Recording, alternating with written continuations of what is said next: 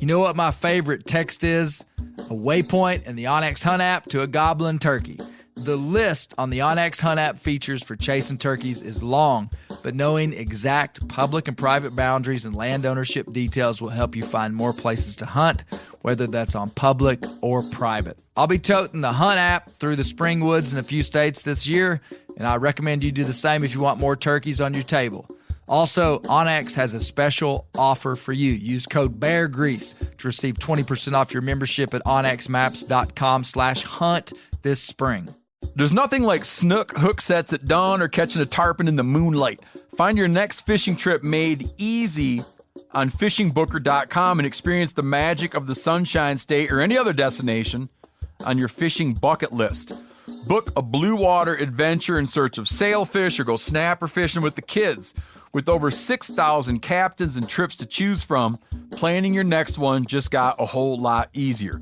Download the Fishing Booker app on the Google Play or App Store, or visit them online at fishingbooker.com to book your trip today.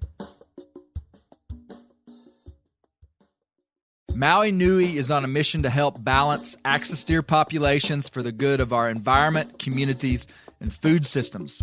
On the island of Maui, they've shared over 126,000 pounds of nutrient-dense protein with the Maui community. Secure your spot now. Become a snack subscriber and join in helping to build more resilient food and ecosystems on Maui. Visit MauiNuiVenison.com. That's MAUINUI venison.com and use promo code BEAR for 20% off your first order.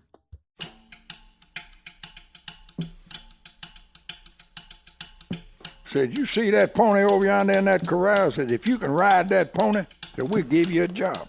And about that time, all those cowboys around there heard what the straw ball said, and they turned around snickering and laughing. Ain't nobody been able to ride that horse. That's the one horse in the whole Remuda that nobody could ride. So Holt said, I can ride it. On this episode of the Bear Grease podcast, we're on part 2 in our Holt Collier series, and we're looking into the second section of his life from the age of 20 to his mid-60s, which were defined by gunfights, cowboying, and bear hunting. Holt was a former slave turned Confederate soldier. He was acquitted of the murder of a white man after the Civil War, and he made a lot of money as a market bear hunter in the primeval swamps of Mississippi. Holt was buddies with presidents, governors, and outlaws. He became an accomplished cowboy in Texas while running from the vigilante justice of those that wanted him hung. Holt was married 3 times. He was a deputy sheriff. His best dog was named Mandy, and he had a baseball team named after him. And he guided President Teddy Roosevelt on the hunt that created the global icon of the teddy bear. We'll talk about that on episode 3. Holt Collier lived an incredible life. You wouldn't believe Holt's story if it wasn't the truth. He's surrounded by controversy and irony. But one thing is for certain. He was an extraordinary and brilliant man, and his legacy deserves to sit with the kings of American culture. We're in search of learning who this man was, so I really doubt that you're going to want to miss this one. Said after about 15, 20 minutes, Holt come walking back in, that horse just as gentle as he can be. He said, that's a pretty good horse now.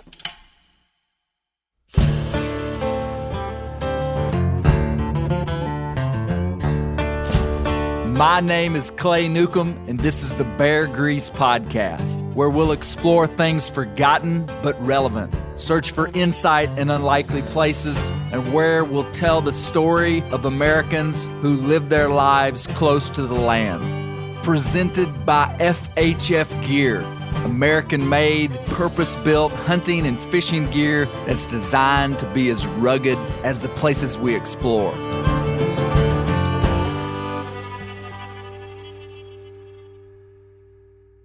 When I started my research, there was this legend of Holt Collier.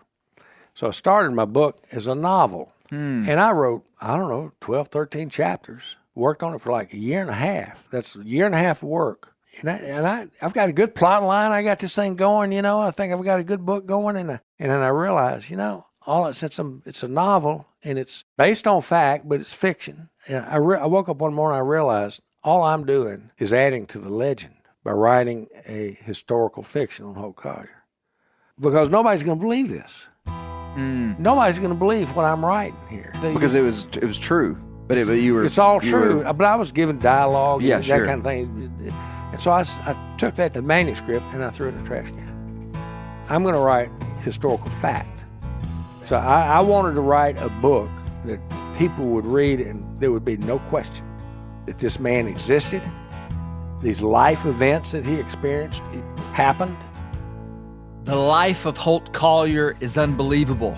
Fiction couldn't rival the facts, and author Minor Ferris Buchannan of Jackson, Mississippi in the early 1990s realized that. His book titled Holt Collier was published in 2002, and after 13 years of research before it was published, it impacted a lot of people. I've heard about Holt Collier all my life. I never knew that much about him until Minor's book came out. There was a black gentleman in town named John Johnson. John Johnson was an 80-year-old black man. He's one of the best friends I ever had. He was, I shan't say my major domo, but he was, I never went anywhere without John Johnson. And John Johnson would tell stories about the old days and growing up in Greenville. And he knew Holt Collier. And yeah, I was 40 years old and he was 80-something years old. Oh, wow. And he ended up being the best man in my wedding. And John knew Holt Collier and remembered Holt Collier, seeing him and seeing the little kids coming by there and crawling up, getting up on his front porch, wanting him to tell stories. And Holt would tell them to go down to the store there and get him an orange knee-high and plug of tobacco. And they bring him back and he'd go telling stories. So those were some of the things that I knew and had heard about Holt Collier. That was Hank Burdine. And before Minor's research, Holt's story was en route to be lost. But after his 5-year-old daughter quizzed him about the origin of the teddy bear, he began a research project that would define more than a decade of his life. And luckily, some of the people who actually knew Holt were still in the Greenville area. Minor captured the last remaining first-hand knowledge of Holt, like a kid scooping tadpoles out of a drying mud hole. In episode 1 of this series, we made it through the first 20 years of Holt Collier's life. Just to get you caught up and refreshed, here's the stuff we've learned. Holt was a black man born enslaved to the Hines family in Mississippi in 1846. The Hines were politically powerful and wealthy, and Holt worked directly for Hal Hines as his hostler, taking care of horses, hounds, and hunting for the plantation. Holt began to set himself apart by killing his first bear when he was only 10 years old. A few years later, boldly rejecting the wishes of Hal Hines, Holt runs away to join the Confederate Army at the age of 14 and becomes an accomplished soldier in the 9th Texas Cavalry, a roving horseback unit involved in guerrilla warfare, covert raids, and dispensing backwoods justice to Union sympathizers. Holt's involvement in the 9th Texas branded his life, evidenced by his habit of brandishing firearms and wearing his Confederate hat with the bill flipped up most of his life. The idea of a black man fighting in the Confederate Army is a complicated story. And on part 1, Jonathan Wilkins introduced us to the idea that Holt's situation was very complex and that race relations dominated his life, though he navigated them seemingly with ease. But if you remember, things got wild when Holt kept shooting folks after the war. Holt shot a white man in defense of his former slave owner, Hal Hines, which sounds wild, but he got off without any charges pressed. Secondly, he was accused, tried, and acquitted in a military tribunal for the murder of Captain James A. King, a Union officer and member of the Freedmen's Bureau who was stationed in the South after the war. This is almost unbelievable based upon what we know about the time period. However, this is where the magic of Holt's life, evidenced in uncountable ways, is seen so strongly. Holt was special and engendered the trust of those around him, overriding the dominating racial norms of the time. Holt was represented in his trial by the best lawyer in Mississippi, the Gray Eagle, William Alexander Percy I. Now we're in a new sector of Holt's long life. He lived to be 90 years old, and wouldn't you know it, It starts off with some more killing. Here's Miner Ferris Buchannan with a wild story. We're skipping one major story about Holt, and that is the 1881 gunfight at Washburn's Ferry. A fellow named Sage, who was originally from Waterford, Mississippi, which is close to where I'm from. He was a kind of a renegade deputy sheriff from over in Louisiana. He'd killed a couple of prominent young men in their early 20s. And he crossed the river, came over into the Mississippi Delta to hide out. And as Holt's going out to start his season, he's leaving Greenville, he's loaded up his provisions in his wagon, and the sheriff comes to him and tells him, Holt, this outlaw Sage from Louisiana, we think is hiding out, keep an eye out for him. He's a white man. Holt, who served as a deputy sheriff before, because they knew him to be very dependable and a good shot, he takes that seriously. And as he's going into the wilderness, there's a river up there called the Bogflia. Sometimes it's low, sometimes it's high, depending on the weather. But right there is Washburn's store, and he has a ferry service, so it's called Washburn's Ferry. And as Holt rides up there in his wagon with his mule, he sees the man that fits the description of this Sage character, and on his horse, and there's Washburn standing there talking to him. Now, Holt realizes this is Sage, and he's got to come up with a plan. He can't just walk up to him with a gun drawn. Mm-hmm. He acts kind of friendly, and Washburn makes the introductions. And he says, that's a fine-looking Winchester rifle you got there. You mind if I look at it? His purpose is to disarm this fella. Sage says, sure, look at it. And he hands him the rifle voluntarily, and Holt puts the rifle down, leans it up against the porch, and immediately says, you're under arrest. And Washburn standing on the porch, they're all pretty close together, and even though Washburn knows Holt, I can only assume it's two white men, one black man, and Washburn picks up that rifle and passes it over to Sage, who's on the horse, and Sage immediately comes down to aim the gun Swings it on Holt, puts the muzzle on him, and the barrel of the gun hits that horse right between the ears. And if you know anything about horses, that's a very sensitive spot, and the horse rears up just enough for Holt to pull his revolver. And literally, gunfight. Holt shoots the guy right through the chest. The man falls dead on his back, a cocked rifle in his hand. And there's a coroner's inquest. That's as far as it goes. I'm sure the sheriff came and testified at the coroner's inquest, and Holt was exonerated and found not guilty. So he never even went to court for that? Well, the only court he went to was what's called a coroner's inquest. The coroner makes the initial determination whether it's a homicide, justifiable, or otherwise. And he said self-defense. We don't have that report, but I know it was a coroner's inquest.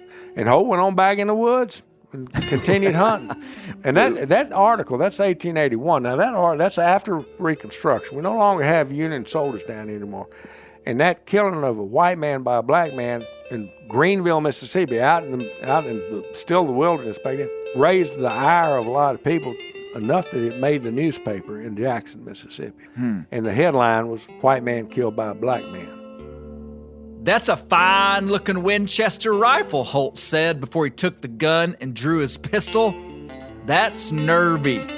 The gunfight at Washburn's Ferry took place in 1881, and it is the third man that Holt has shot or allegedly shot since the Civil War ended. And we just learned another new thing. Holt was a deputy sheriff in Mississippi for a while. But now we're going to go back to 1866 to where we left off after the trial in Vicksburg when Holt was acquitted of the murder of Captain James A. King. Holt's friends have some advice for him if he wants to live. They had a meeting right there on the courthouse grounds where William Alexander Percy and Howell Hines and other prominent people from Greenville, Mississippi said, Holt, if you come back to Greenville, we cannot protect you. Because James A. King was, according to everything I've been able to find, was much beloved by his men. We're talking about there's a garrison of several hundred Union soldiers there. Right. And if Holt goes back to Greenville, he's going to be strung up. So as luck would have it, some of the Texas boys that Holt had ridden with were still around. They hadn't gone back to Texas yet, and they were there. And they said, well, Holt, come on out to Texas with us. You can ride with us, and we'll give you a job. You're good with horses, and so that's what he did.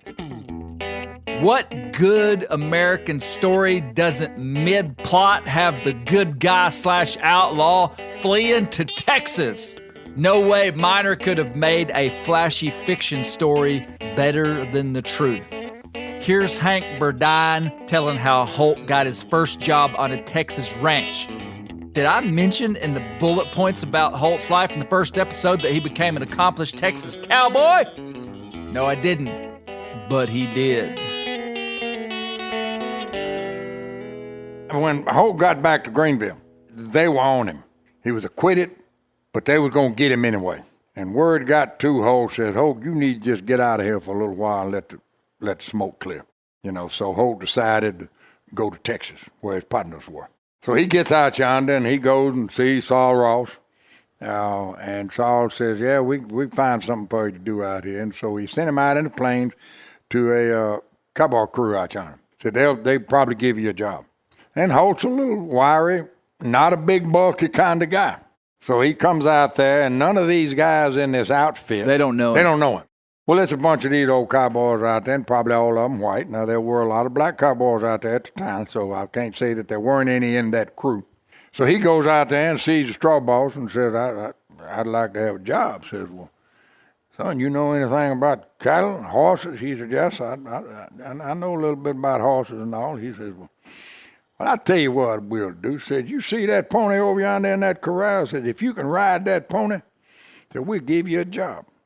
And about that time, all those cowboys around there heard what the straw boss said, and they turned around snickering and laughing. Ain't nobody been able to ride that horse. That's the one horse in the whole remuda that nobody could ride. So Holt said, I can ride him. He said, saddle him up. So they caught the horse. And they got the saddle on him and got him cinched up tight, and this horse is just going crazy. So the next thing Holt asked for is a pair of six-shooters, loaded. The rest of the cowboys jumped behind trees. Yeah, so they don't know where he's going with this. They have no idea where he's going with this. Holt knew, because Holt knew about horses. So they gave him the guns, and he strapped them on, and he grabbed that horse's reins. The first thing he did was run those reins around that saddle horn and pull that horse in there. If you know anything about horses, he pulled that horse's head all the way around the way it dead gone near touched that saddle. Well, when a horse is like that, he can't buck. He can't do much of nothing but just run around in a circle. Mm-hmm. And when he did that, Holt jumped up on that horse.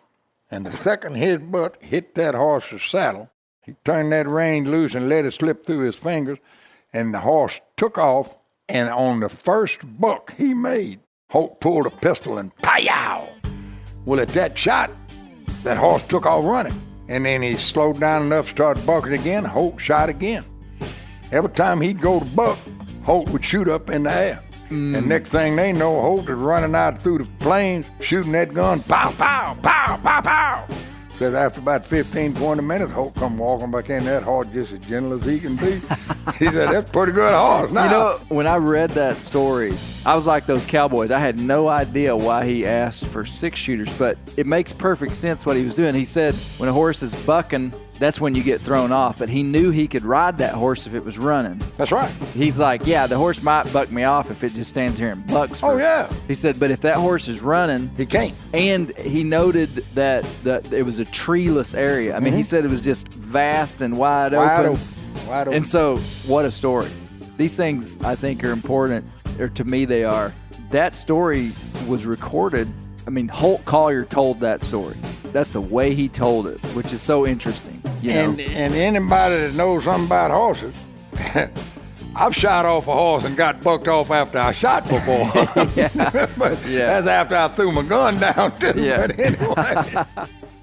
I'm a sucker for a good rough stock ride and an unlikely cowboy gaining the respect of the super punchers. How has this story not been made into a movie? We explained it, but Holt wasn't sure he could ride a bucking horse, but he knew he could ride a running horse. So he shot to make the horse run, not buck. And you ain't no cowboy if you don't know that trick. Try that one on for size, Dale Brisby. For the record, Hank mentioned that Holt stopped by to see Sol Ross, who was one of Holt's former commanders in the Confederate cavalry, who would later become the 19th governor of Texas and president of the college Texas A&M. Holt was basically in the who's who club of the postbellum South. Here's Miner with yet another odd overlap of Holt's life. And Holt went out to Texas, to the area of Titus County, Texas. I would read all this stuff in my research, and I just couldn't believe it until I corroborated with another source. And I corroborated everything except one item. He says in Texas he met Frank James of the Jesse James gang. And I was unable to corroborate that, but then I did my research on the James gang, and sure enough, when they would take a break out of robbing people in Missouri and Arkansas, and they would go down to this area of Texas during the same period of time. So it's possible that he met It's possible, but he Frank said, James. well, why would he tell a reporter who interviewed, Right. I met Frank James? That's just such a random fact for him to do, so I believe it. Yeah. But I never was able to, to solidly corroborate it. Frank James. He was the older brother of the notorious outlaw Jesse James, and Frank was involved in at least 4 bank robberies. The only reason I doubt this story is I figure if Holt had found him, he'd have killed him or hog-tied him and turned him in for the bounty. Frank was a secessionist from Missouri and fought for the Confederacy in the Civil War before he became a criminal. Interestingly, in 1882, 5 months after his brother Jesse James was killed, Frank James made an appointment with the governor of Missouri to turn himself in. This was back when hardened criminals had some nobility and drama. He's quoted as saying to the governor as he handed him his pistol, quote, "I've been hunted for 21 years, have literally lived in the saddle, have never known a day of perfect peace. It was a long, anxious, inexorable, eternal vigil." End of quote. Anyway, Holt said he met Frank James, and Miner and I believe him. And for any of you traveling through Waco, Texas, here's something for you to go see. And we don't know a lot about the 2 years he stayed out in Texas, except we know that he went out there and he stayed on a ranch with his guys he knew and he rode with. And Sol Ross, who had been the commander of the 9th Texas Cavalry. As luck would have it, there's a wonderful work of art in Waco, Texas. It's the largest, as it's been described to me, is the largest bronze work of art in the state of Texas. It takes up several acres, and it's 10 or 12 head of longhorn cattle. They're all at 1.5 size, and then there are 3 cowboys. If you know your history of Waco, Texas, all these cattle drives would go through Waco. Somebody came up with the idea, let's build a bridge, a big wide bridge, and charge $1 a head for these cattle. And so the city of Waco started making a lot of money. The bridge is still there. It's a wonderful spot. And but they said, let's build these bronze longhorns and these cowboys to herd these cattle across this bridge. And somebody out there had read my book, and they made a significant contribution for this project. And his only consideration was, I will contribute the money as long as you make one of these cowboys Holt Collier. So they did. Looks just like Holt's, wearing his Van Dyke beard, got his hat turned up in the front. But you wouldn't know it was Holt, but if you look at, I think it's his left heel, and carved into his left heel it says Holt Collier. There's a bronze statue of Holt in Waco, Texas. I like it. Post a picture and tag me on Instagram if you're down there and you see that statue. This was done in modern times, and Holt would have never known anything about it. I'm torn when I learn about these guys that live their whole lives without many public accolades, and then after they're dead, they make statues of them. I'm not saying it's wrong. It's just a shame that they never knew. Such is life, I guess. Well, let's pick back up with Holt's life in Texas. He only spent about 2 years out there, and remember, he's running from trouble. Holt is out in Texas. He's working as a cowhand on one of these ranches. Word comes to him that his mentor, former master, Howell Hines, has been killed in a knife fight in Greenville, Mississippi. We already know Howell Hines is a scrapper, But in this situation, he's with a friend in a bar, a restaurant in Greenville. Now, Howell has never taken the oath. He's got friends who've taken the oath. You got to take the oath to get your voting rights back, to become a citizen again. You know, an oath back to the United States. Every Confederate who's got to take an oath of loyalty to the United States, and then he's restored to all his civil rights. Howell Hines never does that. And he gets into an argument with Dr. Blanton, who's a member of one of the founding families in Greenville, who had taken the oath, and they get in an argument. It's just like, I guess, left and the right argue today. And I'm sure alcohol is pretty significantly involved. And Howell tries to break up a fight. Howell's in the middle of it, of course, but at the moment this happens, he tries to break up the fight. And Blanton, who's already pulled out a knife, goes to stab the other guy, and he stabs Howell Hines. Howell dies in agony after about 3 days. I'm sure infection set in and all that kind of thing. And he passes away. Word somehow gets out to Texas, and Holt Collier immediately leaves. He doesn't waste any time. He's coming back. He's going to find Dr. Blanton. He's going to kill Dr. Blanton. He's got revenge on his mind. And Holt comes back to Greenville, Mississippi, and guess what? Dr. Blanton has left town. He doesn't come back for 6 years because he knows Holt, and Holt's reputation is well known in the community. Holt has now come back to Greenville, Mississippi, and he's dead set on avenging his former slave owner, Hal Hines, who was killed by this Dr. Blanton. But a woman steps in to advocate for the doc with Holt. She's known as the Mother of Greenville. Here's Hank. After the Yankees burned Greenville down during the Civil War, everybody came home. Folks that had lived here moved out in the country, living wherever they could stay out yonder. And then the engineer that laid out Vicksburg, they got him to come up here and lay out the streets for New Greenville. And Miss Blanton gave the land. That's why she's called the Mother of Greenville. And gave the land for the New Greenville to be built back. And it was after the doctor and Howell Hines got into that Holt knew what he had to do. He had to do something again. And yet Miss Blanton asked him not to, and Holt let it go. He was going to go kill the doctor, is that right? Because he she said, don't kill him, and he said, okay, because he respected this lady. After a while, Miss Blanton got to Holt and asked him not to have retribution. And he respected what she said. And he respected it, and that's what he did.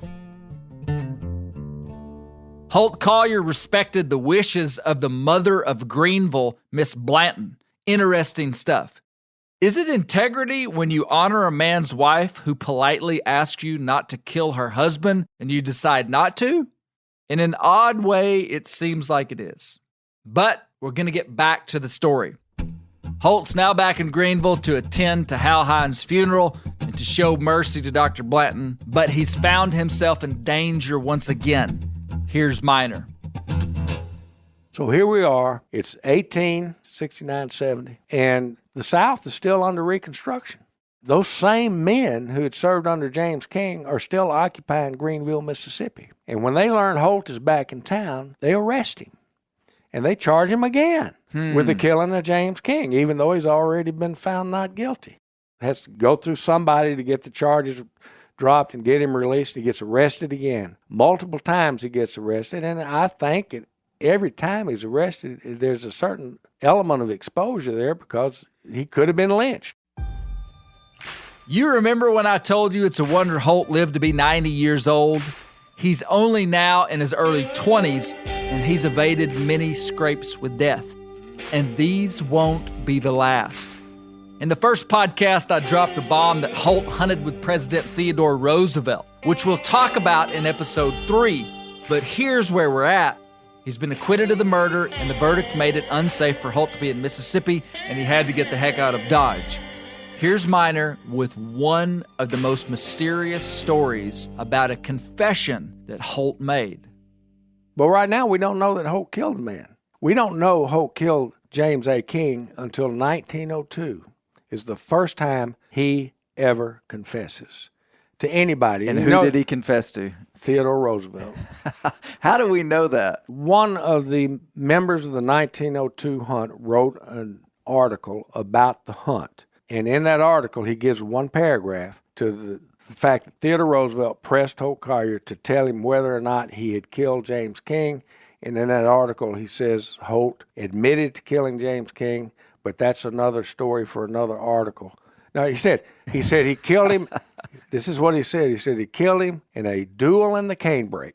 But that's a story for another article. And, of course, it was never written. If a living person admits to a murder, there's no statute of limitations on murder. How would that work? We're moving forward to 1902 when he makes this confession. The killing took place in 1866.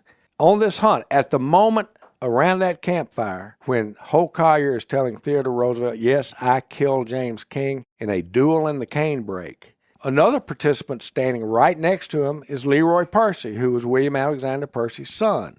So his dad was the dad lawyer. Was there.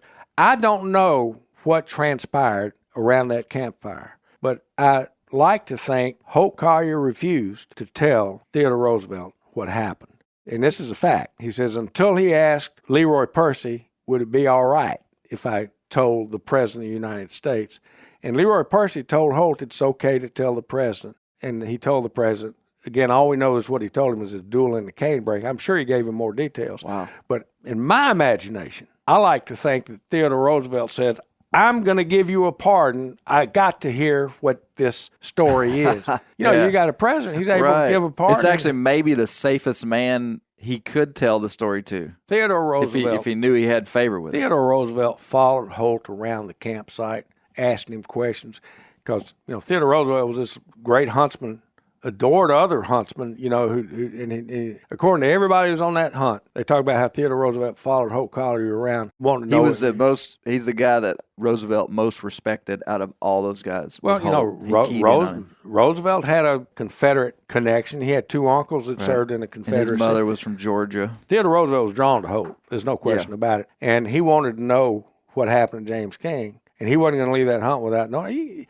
You're sitting around a campfire. This is 4 or 5 nights, and you're telling these tales. You're sharing experiences. Just things loosen up. I wish I had more details. Yeah. But I don't doubt it for a minute that it was a duel in the canebrake, just like he said. When I came out with the book, I initially had used the word murder. And one of the editors read it, and I said, wait a minute, Minor, we don't want to portray Holt as a murderer, do we? Do we know that? And I said, well, I guess I didn't think about it when I used that term. And he says, well, what do we know about the killing? And I said, all we know is it's a duel in the canebrake. And he says, well, that's what you need to put in there.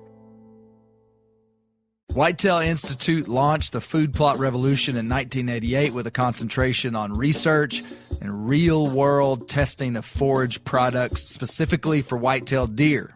Whitetail Institute's research and development team of agronomy experts provide effective, personalized service. I've been using Imperial whitetail clover for a long time in a food plot back behind my house. In 2007, I killed the biggest buck of my life over an Imperial whitetail clover small quarter-acre food plot.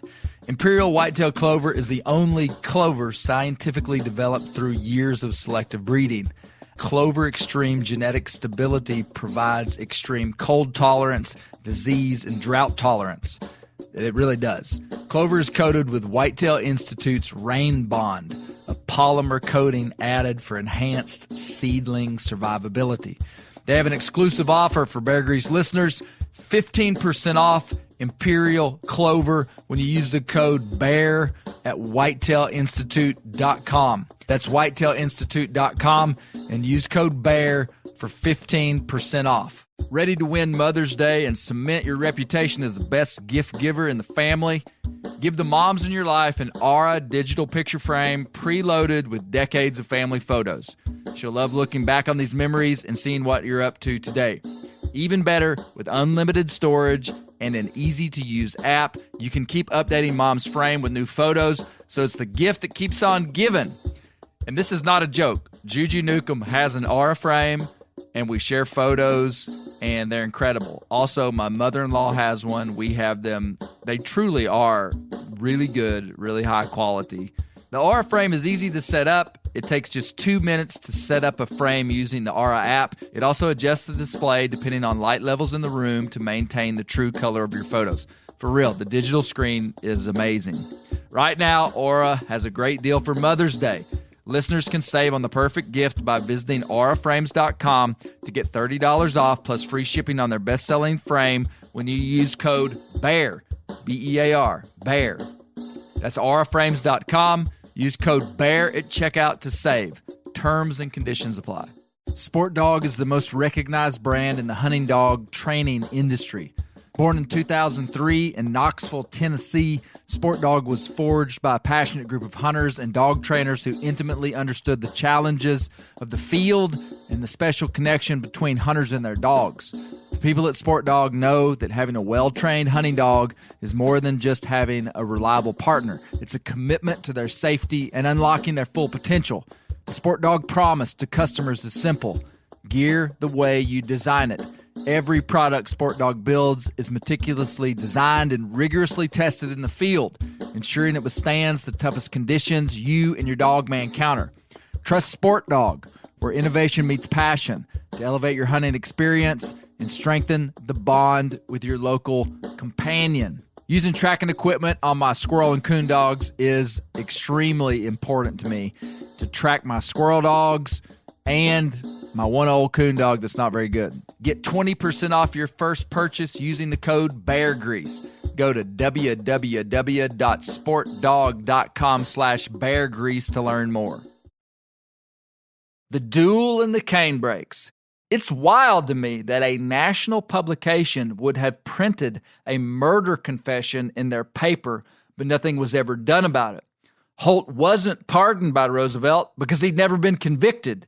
It's a mystery, but the article was never refuted by Holt or the Percys that we know of. It must have happened that way around that campfire.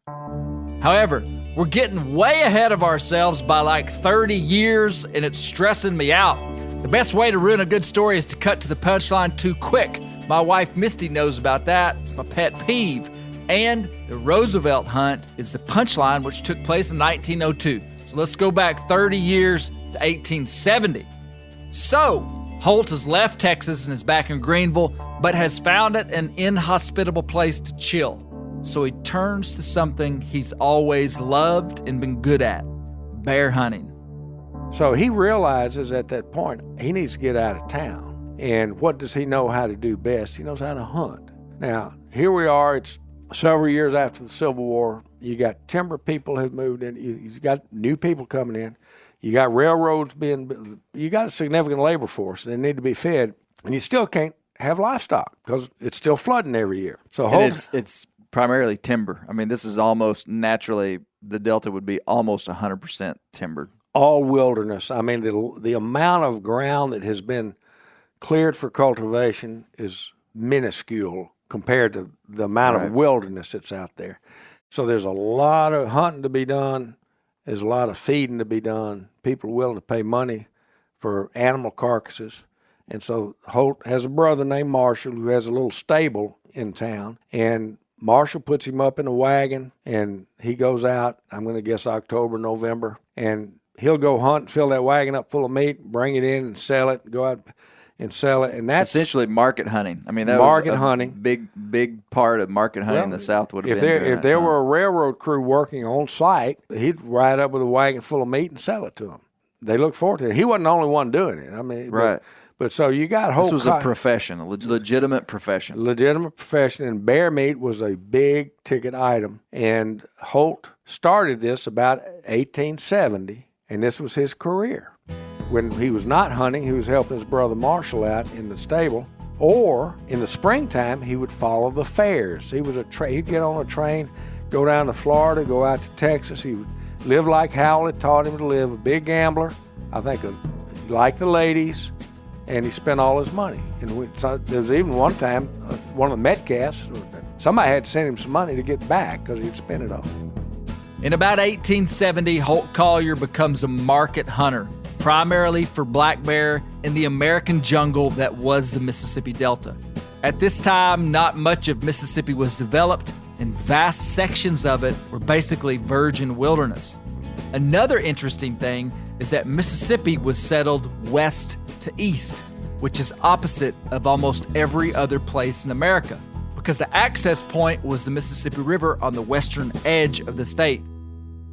We introduced Jonathan Wilkins on the first episode. Here he is talking about the wild place Holt was about to make a living on. If you start thinking about a place that is thick and lush and green, and there's all these different things that can hurt you and sting you and bite you, and you've got alligators and you've got poisonous snakes, and then it's also the realm of this version of charismatic megafauna that we no longer even associate with those regions, right? Like we think of black bears now as mountain creatures, but for so much of their existence in North America, they were also swamp creatures. So you're dealing with something you're dealing with a place that, I would say tantamount to like the Everglades as far as like how thick it is and the richness of life and also the hazards that can be present. Here's Hank describing the Delta. The Mississippi Delta was the last alluvial floodplain hardwood bottomland to be cleared in America. And it was covered with bear. It had more bear per square mile than any other place in America. And it was great sport for hunters to hunt bear, and it was a good source of meat, of course. This was the last of the bottomland hardwood forest. All of the pine and whatever up in the eastern seaboard had been cut out. They'd gone out into the great forest in the northwest, cut all that stuff out. You couldn't get in down here because there were no railroad, there were no highways, there were no levees down here at the time. Yet we had oak trees and cypress trees and sycamore trees that were 20 and 30 feet in circumference, 12, 15 feet in diameter, huge things. This American jungle was the backdrop of Holt's life as a hunter. I want to read a couple of excerpts from Miner's book, Holt Collier, to learn something about his bear hunting. It's wild, but the Delta South has an incredibly rich history of bear hunting with hounds. Here are the deets about Holt's market hunting and why he did what he did. This is from the book, Holt Collier. Quote, "In these prosperous circumstances, Holt Collier recognized an opportunity to earn a living without having to pick cotton or work in the fields. An abundance of wild game and Collier's knowledge of the vast wilderness made him well suited for an occupation as a professional hunter. Mississippi white-tailed deer was a prime source of meat, and it was plentiful and considered an easy kill. Deer meat was not as much in demand as the meat of the black bear. Deer were small and sold for only 30 cents per pound field-dressed. A fully grown bear could earn a hunter $60 or more." End of quote. That's some major money. Here's some more from the book. Quote, "With the passing of years, Holt Collier's reputation as a bear hunter grew until by the turn of the century, it had reached heroic proportions, at least on a local level. He averaged about 125 kills a season and kept a book count of more than 2,100 kills until the book burned in his brother Marshall's house in 1890. Collier earned more than $900 in one season and was known to have as much as $2,000 in his possession at one time. These were phenomenal amounts of money for a black man in the Mississippi Delta and more than most people earned in a year. When not on the hunt, Collier led what could easily be described as a cavalier lifestyle. He indulged in the one vice that haunted him his entire life, gambling. It is apparently from several sources that he never drank alcohol. At the annual spring fairs, he played poker and faro and wagered heavily on horse races. In the summer, he enjoyed playing baseball, and in 1877, he financed a team that received local attention. It was named Holt Collier's Club from Deer Creek. Following the hunting season every year, Collier traveled in any direction and to any destination that suited him. He sometimes went to West Texas and followed the spring fairs. He went south to the racetracks and fairs of Louisiana. Most years, he would return home penniless. His friends urged him to save money, settle down, and buy some property for a house. Collier did not heed their warnings. He preferred to live in the swamp or with friends while storing his meager belongings at the Greenville stable and at the home of his brother Marshall. The spring immediately following his most successful years, Collier was wealthy by Delta standards. With $2,000 in his pocket, he went north to follow the seasonal races and local fairs, much in the same manner as he had done with Hal Hines in the prosperous years before the war. Collier was confident that he knew horses and could pick the winners. He took the train north, but soon discovered that a free African American with cash had different appeal to the northern philanthropist.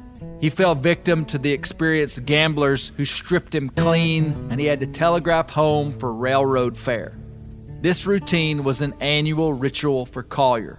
Quote, "In the spring, I'd go away and follow the races, same as I used to. St. Louis and Saratoga and New Orleans and way out in Texas taking in the fairs. Then, in the fall, I'd come home, get my dogs together, and hit the cane brake again. And I just naturally loved to horse and loved to hunt bears. Didn't do nothing except hunt." End of quote. The yearly loss of his hard-earned money had little effect on the unregimented sportsman. It was not his desire to be domesticated, and he had little use for money in the swamp. His life revolved around his dogs, the hunt, and his frolicking around. End of quote. In an article, Holt was later quoted as saying, quote, "Money don't buy nothing in the cane brakes nohow. A man's dog don't care whether he's rich or poor." End of quote. That's a pretty philosophical statement, and in this we learn a lot about Holt. But I'm probably most surprised that he had a baseball team. Were you expecting that? Anybody that is hunting bear with hounds is going to be a houndsman. And here's something that he said about his hounds that confirms it. Quote, "My dogs would fight a bear 3 or 4 days and nights until they almost starved to death waiting for me to come. I often found them the 3rd or 4th day treeing or fighting. Me and them both has lived off of raw meat and not cared whether 'twere cooked or not." End of quote. Holt believed his dogs were the best that ever lived, and that's what a good houndsman is supposed to think. Here's an excerpt from Miner's book on bear dogs. Quote, "A successful bear hunter relied heavily on his pack of mixed breed dogs to chase and corner the bruin. It is said that a bear dog belongs to no particular breed, that he is an accident, and that of a large number of such animals, only one might be found that takes to a bear. Holt Collier once described Mandy, the most reliable dog he ever owned. She had been badly cut by a bear once, and afterwards she would hunt only deer or wildcat. But when old Mandy would come in and got right between my legs, I knowed it was a bear, no mistake. Mandy never guessed wrong about a bear, not one time." James Gordon explained that there were dogs of varying sizes in each pack. A few rough-haired terriers, active and plucky, that can fight close to the bruin's nose and dodge under the cane when pursued. Some medium-sized dogs to fight on all sides, and a few large, active curs to pinch his hindquarters when he charges in front or crosses an opening in the woods. End of quote. That's some incredible stuff, and it's really interesting to me to see the heritage of hunting with hounds that there is in Mississippi and all throughout the Delta. Here's Miner with more on Holt's hunting career. 1870 to 1902 is 32 years.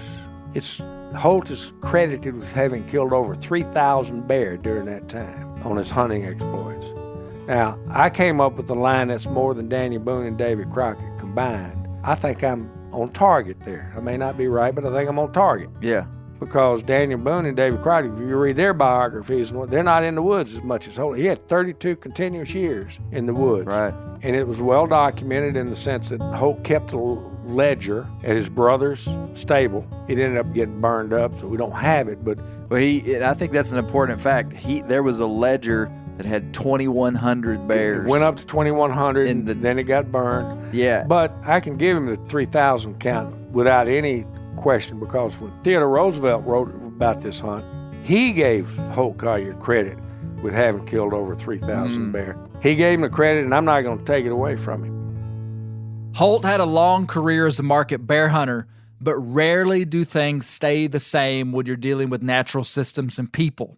From 1870 to about 1890, bears were plentiful, and he sold the meat, hides, and bear grease, and made some really good money doing it.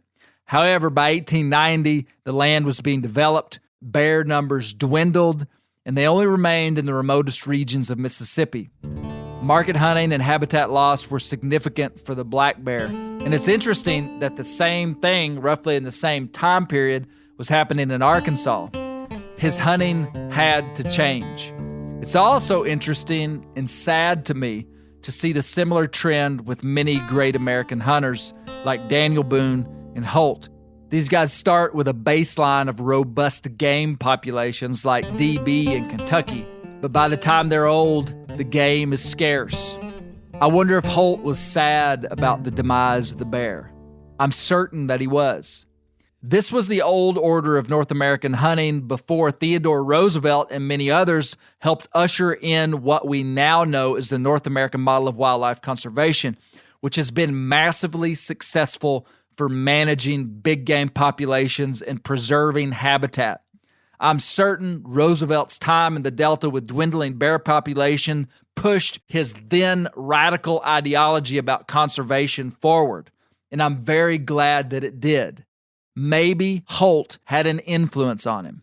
I bet he did. Holt was good at making things work, so he shifted his market hunting business to a sport hunting outfitting service, which didn't take as many bears to make a living. Here's Jonathan with an interesting aspect of using black guides in the South after the Civil War. Again, he's meat hunting, scouting, all that kind of stuff, doing this work that he's, got years and years in and has built this reputation as being very good at. And that leads him to becoming like a professional hunting guide, especially, in the postbellum, where there was this kind of strange dichotomy of like residents of the North coming down specifically for hunting recreation and specifically to be guided by black guides, because that was kind of part of the narrative and the story and the quote-unquote romance of the Southern experience. But he ends up doing well for himself. Before we get further, let's fill in some gaps about Holt's personal life. In 1880, when Holt was 34 years old, he was recorded as being married to Rose Collier. Very little is recorded about their relationship, but they did have 3 children together, Effie, Maggie, and Coley. Not much is known about this family, but by 1890, Holt wasn't with Rose anymore, and he was married to Maggie Phillips, also of which not much is known, but she wouldn't be his last wife. There was a divorce, and in 1904, when Holt was 68 years old, he married 26-year-old Frances Parker. She is recorded by those who record stuff like this as having exceptional beauty. Anyhow, Holt would remain married to this woman until her death in 1931 at the age of 44. And in the next episode, I'll tell you how many children Holt Collier had. You'll be surprised. But there we go again, getting ahead of ourselves, and yep, it's stressing me out. We're still in the bear hunting era of Holt's life.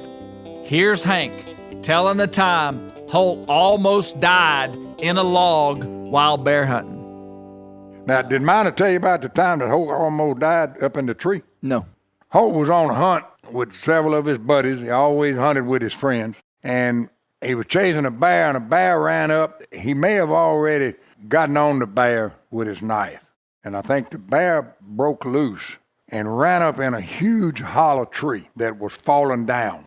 And a lot of times lightning will strike these trees, and there'll be a big open cavity down the middle of the tree. And the tree had fallen down, and the bear ran up in the hole in that tree. Well, the dogs went up in there. Well, Holt ran up in there, and the bear was killing his dogs. So Holt goes up in there, pulling his dogs out. When the bear decides, enough of this, he's coming out that tree. So he runs by Holt. And Holt's down in the log. Holt's in the log, the tree laying on the ground. And Holt goes up in there to get his dogs out, and the bear decides he's going to come out. Well, then the bear passes Holt as Holt is jugging him with his knife, and then gets a little bit halfway to the opening and lays in there and dies. And it's hot, and he begins swelling up. Well, Holt can't get out. There's no knothole for Holt to climb out of. He's in there with his dog. It's the dog, Holt, He's gotten and the the bear. dogs out. Okay. And the bear comes by, and the bear dies between Holt and the end of the tree. Well, the bear starts swelling up, and Holt can't push a 250-pound bear out of the hole of a tree. He's been to die. And of course, Holt had gotten mauled coming by him. Well, thank goodness some of his guys was close by enough to try to figure out where Holt was, and either heard the dogs or found the dogs and realized that bear was up in that tree, and they pulled that bear out, and then here come Holt. Holt would have died up in there. Yeah. Would have been no way to get out. Holt said that was the most dangerous moment in hunting that he could recall in his life. That's correct. He said that he thought perhaps it would have been in the dark, but maybe he could have cut the bear up piece by piece and moved it behind him. Yeah, I mean... Can you imagine that?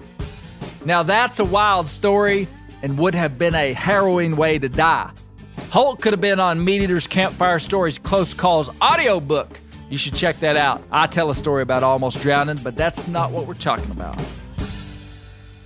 We've covered some serious ground on this episode. We've learned a lot about Holt's life from age 20 to age 64, but we still haven't talked about the most famous portion of his life when he guided Theodore Roosevelt, but that's coming in part 3. As we close, I want to ask Miner about his motivation for writing this book about Holt Collier. He gave a compelling answer. So I know, just from talking with you, like your research on Holt is fueled from a respect of this man that you never knew, but you I can answer your question. I know where you're going. Why? What does this mean to you, and why do you love this guy? I grew up in Marshall County, Mississippi, working on a farm. This is in the 1950s and 60s during the Civil Rights era. And I knew a lot of really proud black men that I worked with. They didn't have much education, but they had a lot of pride and they had a lot of intelligence. And I looked up to them and I respected them. I can name you a ton of them. Roosevelt Yarborough, Elvis McKinney, Butler Young, Aaron Jones. These people, most of them been dead 40 years. It was almost like they had this story, it's untold. And I just Nat Brooks, who was to Holly Springs what Holt Collier was to Greenville. But, you know, Jim Crow just held these people back. He just held them back. And I just always had this immense respect for them. They were all poor, but they were all proud. And when I had the opportunity, when I found this, and I thought, oh my gosh, you know, here's a guy who, you know, he had money in his lifetime, but in his elder life, he didn't have much money, but he had a lot of respect from the community. And these people I'm talking about had respect from the community. But because of where we lived and the climate, the racial climate, they just never could really prosper. Yeah. And their story needed to be told. And when I had an opportunity to tell Holt Collier's story, I kind of took that, which I had been raised with as a child. I mean, Lewis Jones worked with me. We used to get up cattle together. We mended fences together. I spent as much time with him. I knew his philosophy, and I loved the man. He died in a house fire, you know. His story has never been told, but fellow I worked with over in Warren County, one of the smartest guys I ever knew, crippled with polio. His name was Jesse. I don't even know his last name. That's all I ever knew was Jesse. But he took apart a Caterpillar D4 and put it back together. And I helped. I was just a kid helping him. I was handing him the wrench, you know. I'll tell this story. It's way off target. It has nothing to do with Holt Collier, but this guy Jesse, it's one of the funniest stories. We're over in Warren County, my uncle's farm. My uncle says, Minor, you're going to be Jesse's helper for the next few days. He's going to fix this Caterpillar D6. I didn't know what was wrong with it. We tore that motor all the way down, put it back together. He said, get up there and push that button. Push that button, start up. Ran like a sewing machine. And so my uncle's out tending to other business, and we're sitting there putting tools up, and I said, wait a minute, Jesse. And I looked down there's a bucket, and it's full of nuts and bolts that had come out of that motor, hadn't been put back. I mean, it was 3 or 4 pounds of these nuts and bolts. And I said, Jesse, wait a minute, you can't. We got to put this stuff back in this motor. You can't. He says, you put that down. Don't say anything to your uncle about it. I just saved your uncle $5,000 for the repair, and Puckett over in Jackson would have charged him $5,000 to make the repair, and they'd have had 2 buckets of bolts. And when he said they'd have had 2 buckets of bolts, I thought to myself, now that's an intelligent man. The story of Holt Collier is one of the most intriguing American stories I've ever heard. It's the tale of a man overcoming a broken system designed to keep him down, and him finding a way against all odds to thrive. It's an inspiring story, a challenging story, a tragic story, but also a story worth celebrating. Like I said in the beginning, I doubt any of us will ever forget who Holt Collier is, and we haven't even got to the best part of his life. In our 3rd episode, we'll cover his life from age 64 to his death at age 90 in 1936. What an incredible life, and I feel honored to even be able to tell his story. I can't thank you enough for listening to Bear Grease. I spoke with miner Ferris Buchannan, and he says he's got some Holt Collier books still available to be ordered directly from his website, www.holtcollier.com. They're super expensive on Amazon, but you can get them directly from Miner at that website. So check that out.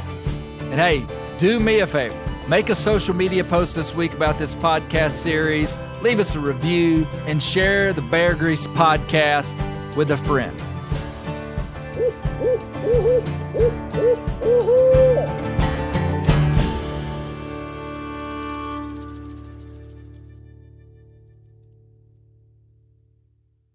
This show is sponsored in part by BetterHelp.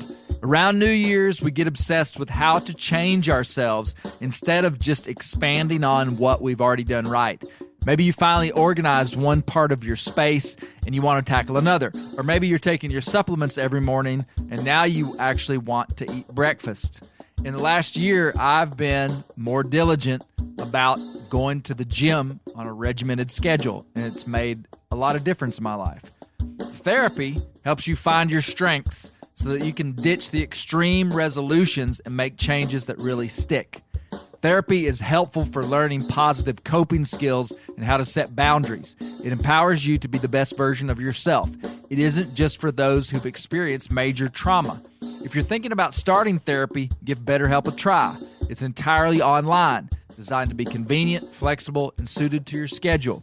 Just fill out a brief questionnaire to get matched with a licensed therapist and switch therapists at any time for no additional charge. Celebrate the progress you've already made. Visit BetterHelp.com/grease today to get 10% off your first month. That's BetterHelp.com/grease. I'm sure a lot of you guys remember the old ceremonial hunting tradition of eating the heart out of the first animal you kill. Meat from those organs are among the most nutrient-rich foods on the planet. You can get those same benefits your ancestors craved via convenient daily capsules from Heart and Soil. Find out more at heartandsoil.co. And remember, use code MeatEater for 10% off your purchase.